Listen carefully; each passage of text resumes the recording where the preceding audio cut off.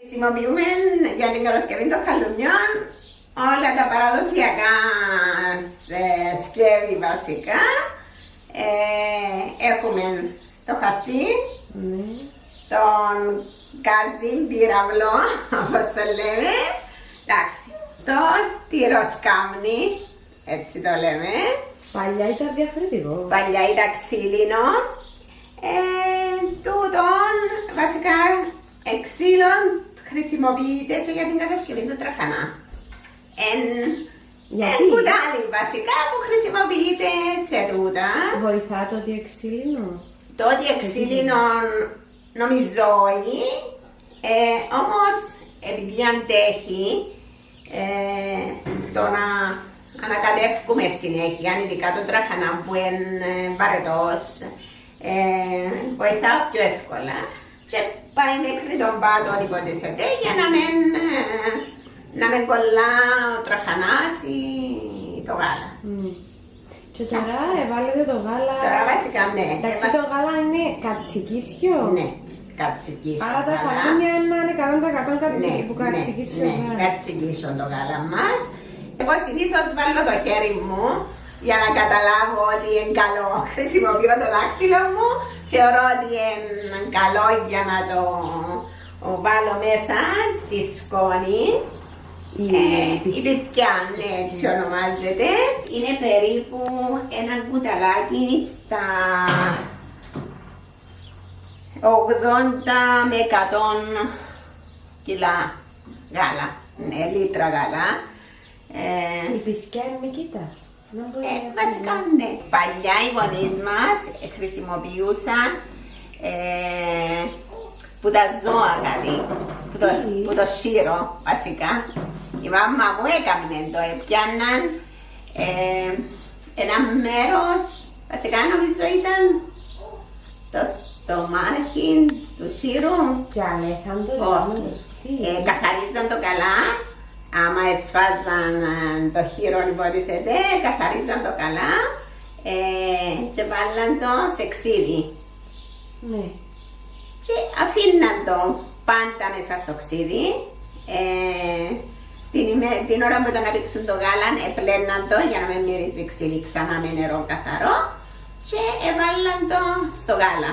Κρατούσαν το μέσα στο χέρι τους, το μαζί και μόλις άρχισε να πείσει λίγο το γάλα, ελάχιστο στο χέρι τους, ευκάλαν το και αφήναν το, εννοούσαν ότι να ρίξει και το υπόλοιπο γάλα. Τούτο τώρα είναι τροχάλα όπως είναι. Τροχάλα. Ναι, μόλις το κόψω κομματιά, λέμε το δρόσινο. Τούτη ήταν η τυροξυλιά. Άμα ήταν να βγάλει το δρόσινο που το χαρτσίνει η μάνα μου, έβαλε το πας στο χαρτσίν έτσι. Τούτα ήταν τα λάθκα που χρησιμοποιούσαν παλιά. Εγέμονεν τα μέσα με το δρόσινο. Ύστερα εύκαλε τα. Τούτο, δεν ήξερα όμως η μάμα μου, original λίπη. Ήταν έναν ταγάρι πιο πλατό, έτσι λίγο πιο ψηλό και έτσι ανοιχτό. Που τα ελίμιζε την πρώτη φορά το δρόσινο, ελίμιζε το τα μέσα, γιατί ελίμιζε το 2 ή 3 φορές, ανάλογα να σφίξει το χαλούμι. Και μετά τη δεύτερη φορά, που το ελίμιζε τα μέσα, έφκαλε το και ξαναλίμιζε το μέσα στο ταλάρι. Ύστερα έφκανε το δρόσινο να μα έσφυγε μέσα στο ταλάρι και γέμονε τα ούλα, γιατί μπορούσε να έχει 10-12 πάνω σε εκείνον το ξύλο. Έφκανε τα, έβαλε τα στο τυροσκάμι και έκοφκε τα ανάλογα πόσο μεγάλο ήθελε τα χαλούμια. Και όλα τα χαλούμια που τα έκοφκεν έρχονται στρογγυλά που τα ελίχλωνε, έρχονται η μικυκλία στο ίδιο σχήμα. Λαλούσετε μια λέξη πριν, λιμίζω. Λιμίζω. Και αν το δρόσινο όπως το έπια πριν, βάλω το στένα μου το χέρι και κάνω το ξανά, λιώνω το στο χέρι μου και βάλω το στο ταλάρι. Τώρα τούτα τα ταλάρια τα βρίσκεις. Και βλέπεις η μάμα μου πάντα έραφκεν τα με κλωστή. Ξανάραφκεν τα για να με χαλούν εύκολα. Για να με χαλούν. Παίρναν κλωστές, εδώ. Παστούδον δουλειές της μάνας μας τούτες. Παίρναν κλωστές για να τα κρατά παραπάνω καιρό. Διότι που τα κάνουν είναι εκεί την κλωστή. Ύστερα όμως για να γίνονται πιο στερεά πιάννε τα με κλωστή η μάμα μου. Γιατί είναι βρισκασί και θυμούμαι που πήγαινε η μάμα μου στο πανηγύρι του Μόρφου να αγοράσει τα λάρκα. Πάντα είχα κάποιον που τα έκανε πιο ωραία από άλλο. Και γυρίζαν στο Παναγύρι για να βρουν εκείνο που έκανε τα καλά τα λάρκα. Να τα κάνουν. Και ανανεώναν τα κάθε ορισμένο καιρό. Κάθε ένα-δυο χρόνια ψάχναν για άλλα. Ναι, γιατί έκαναν το κάθε μέρα. Συνήθως πιο μετά έφερνε τους ένας γέρος που τα καμινάρκα. Ήταν η δουλειά του ανθρώπου και έκαμε και έφερνε τα. Έκαμε αρκετά και μάθαν τους βοσκούς της περιοχής και έρχετο.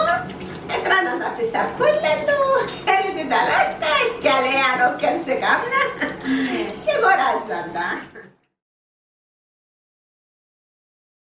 Έκαμε πολλά ωραία χαλούμια ο παπάς μου.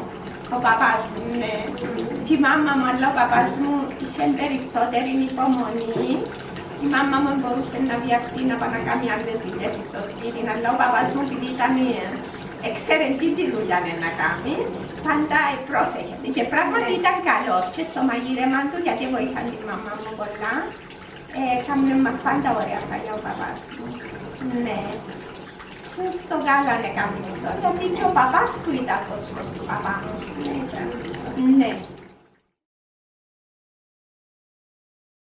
Και που λέμε οι έγιες με το μικρό το βίντεο που λέμε πιέναν μέσα στο δάσος, είτε σε κόρκα, ήταν πιο πεταχτές, πιο γλυωρές, ενώ τούτες τώρα Ευχαριστούσαν ναι, είχαν παραπάνω αντοχή βασικά. χωρίς να τις πάρεις στο βουνό, γιατί δεν θα σώσουν να έρχονται πάνω, ενώ εκείνες που είχαν παλιά η μάμα μου, Αγριοκάτσικα. ναι, αγριοκάτσικα, έτσι. Όπως λαλούν για κάποιον άνθρωπο όπως το κατσίκα. Ναι, ναι, ναι.